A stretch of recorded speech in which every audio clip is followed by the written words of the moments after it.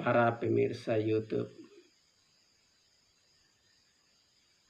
silahkan Anda ambil kitab suci Anda.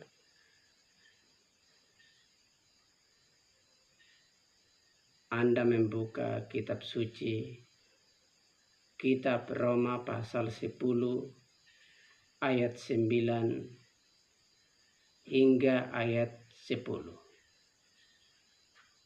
Kemudian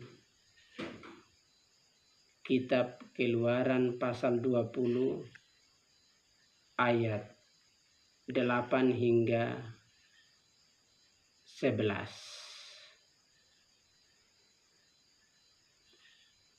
Saya Imam Markus Petrus, saya Raja Markus Petrus. Saya hitung 1 hingga 10. Anda sudah selesai membaca kedua kitab itu. 1, 2, 3, 4, 5,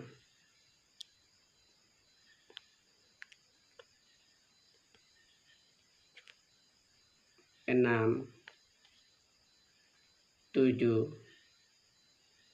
8, 9, 10.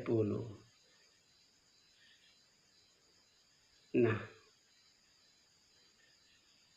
Anda pasti sudah selesai membaca dua kitab itu. Dan sekarang para pemirsa YouTube, silakan Anda dengarkan kata-kata saya. Berdasarkan dua firman itu, maka saya Imam Markus Petrus, saya Raja Markus Petrus, saya menyatakan bahwa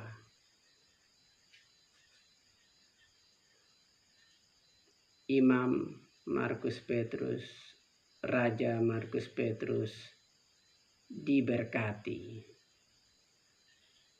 Imam Markus Petrus, Raja Markus Petrus adalah orang kudus. Ratu Frida Inuhan diberkati. Ratu Frida Inuhan adalah orang kudus.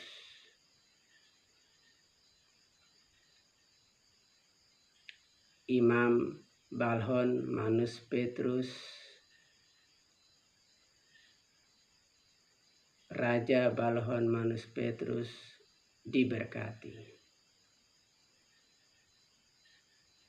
Imam Balhon Manus Petrus, Raja Balhon Manus Petrus adalah orang kudus. Imam Tidarwana Petrus, Raja Tidarwana Petrus diberkati. Imam Tidarwana Petrus, Raja Tidarwana Petrus adalah orang kudus.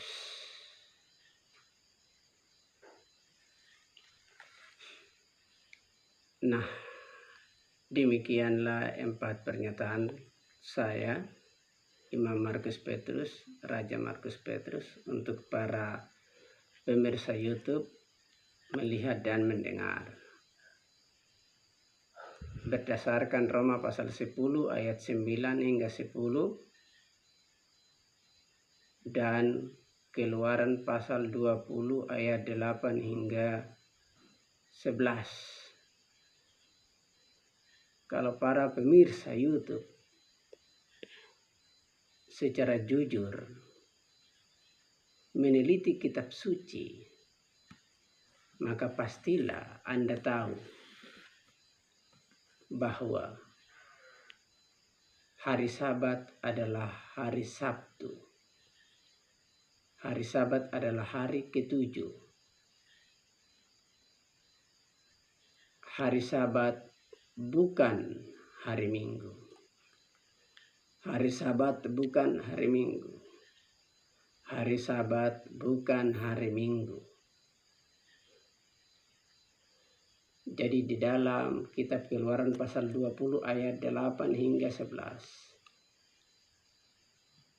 Yahweh Elohim di dalam Tuhan Yesus Mesias oleh Ruach HaKadosh memberkati hari ketujuh dan menguduskan hari ketujuh. Ingat para pemirsa YouTube, Yahweh Elohim di dalam Tuhan Yesus Mesias oleh Ruach HaKadosh tidak memberkati hari pertama dan tidak menguduskan hari pertama. Hari pertama adalah hari Minggu. Dan hari Minggu bukan hari Sabat. Pemindahan hari Sabtu ke hari Minggu bukan berasal dari Tuhan, tetapi berasal dari manusia.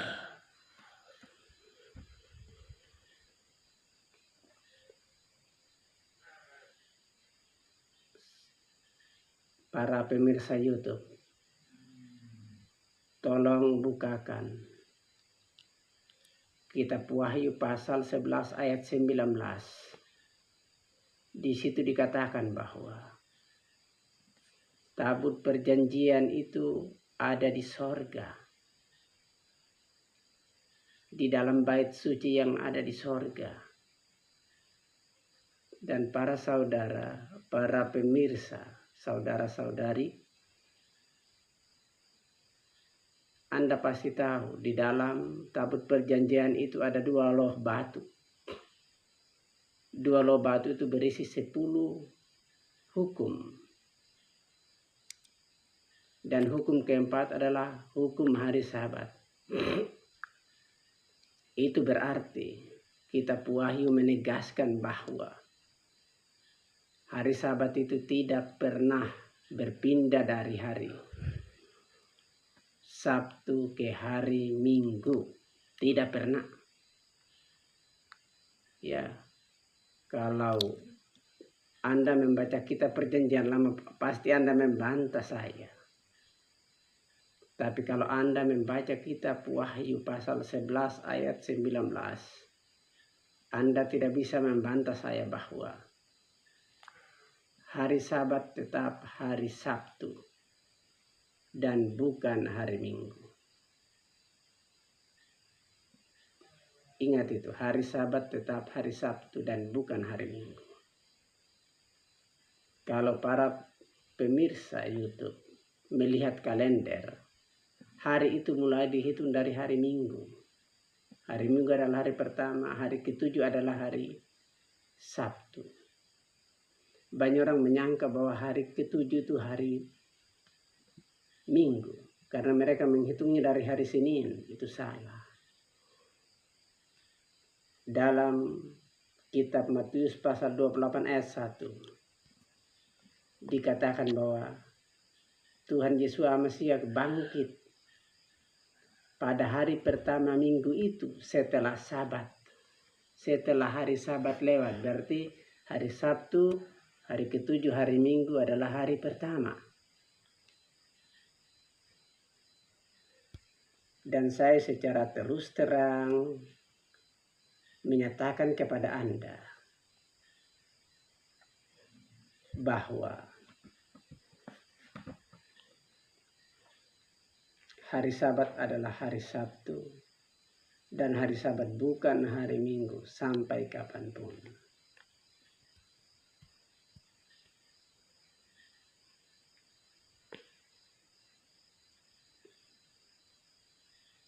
Silakan Anda membaca ulang-ulang Roma pasal 10 ayat 9 hingga 10 dan Keluaran pasal 20 ayat 8 hingga 11. Jadi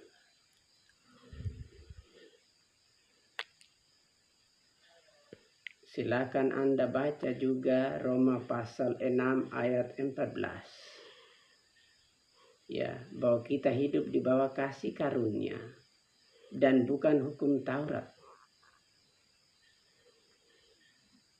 Perhatikan kata-kata saya ini. Orang-orang yang hidup di bawah hukum Taurat berkata,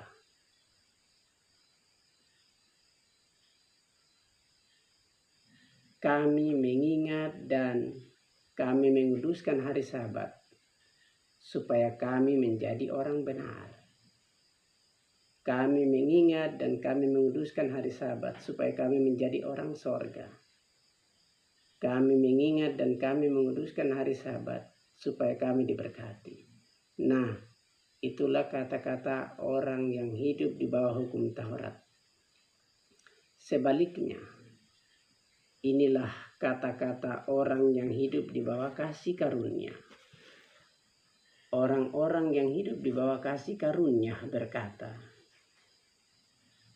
kami mengingat dan menguduskan hari Sabat sebab kami adalah orang benar.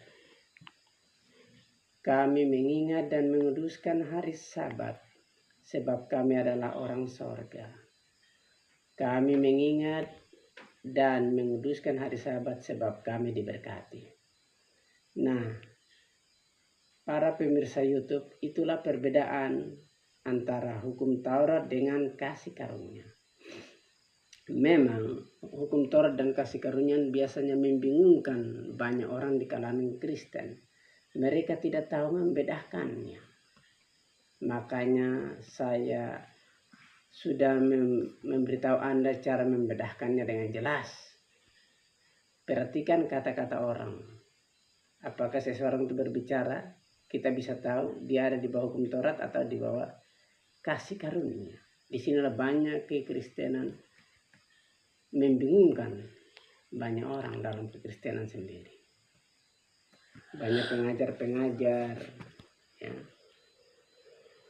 yang membingungkan orang tentang hukum Taurat dan kasih karunia. Itu berbeda. Kita hidup di bawah kasih karunia, bukan lagi hukum Taurat. Karena apa? Sebab di kayu salib itu Tuhan Yesus HaMasiah berkata, sudah selesai. Silakan Anda membaca Yohanes 19 ayat 30. Jadi ada perbedaan antara hukum Taurat dan kasih karunia. Hukum Taurat itu silakan Anda baca Roma pasal 2 ayat 13. Hukum Taurat mengatakan akan dibenarkan. Tetapi kasih karunia di dalam Roma pasal 3, kalau tidak salah ayat ke-24 mengatakan telah dibenarkan. Jadi di bawah hukum Taurat Anda akan dibenarkan. Di bawah kasih karunia Anda telah dibenarkan. Telah dibenarkan karena apa? Tuhan Yesus HaMasiah di kayu salib berkata sudah selesai. Itu telah dibenarkan. Tapi Anda akan dibenarkan karena apa? Kitab Yakobus pasal 2 ayat 10 dan 11.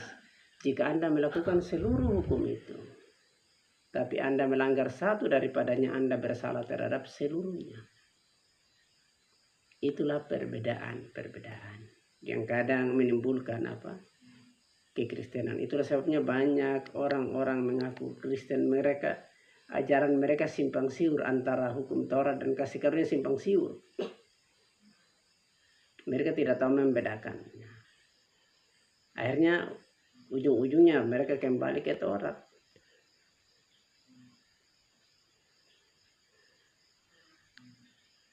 Dalam kitab Roma pasal 1 ayat 17, orang benar akan hidup oleh iman, bukan oleh berbuat baik.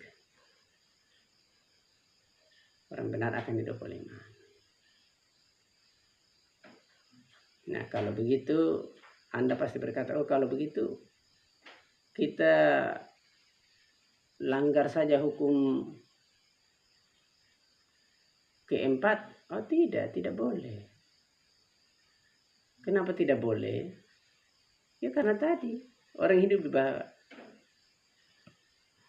kasih karunia itu,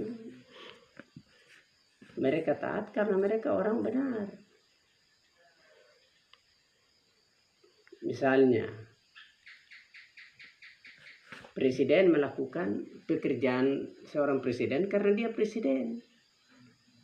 Kalau seorang camat melakukan presiden itu tidak bisa.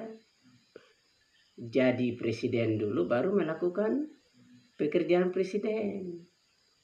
Kalau jadi camat tidak bisa melakukan pekerjaan presiden. Nah, itulah. Jadi Anda terima kasih sudah mengikuti topik saya. Semoga Anda bisa paham 4 pernyataan saya tadi didasarkan atas Roma pasal 10 ayat 9 hingga 10 dan Keluaran pasal 20 ayat 8 hingga 11. Sekian dan terima kasih. Salam.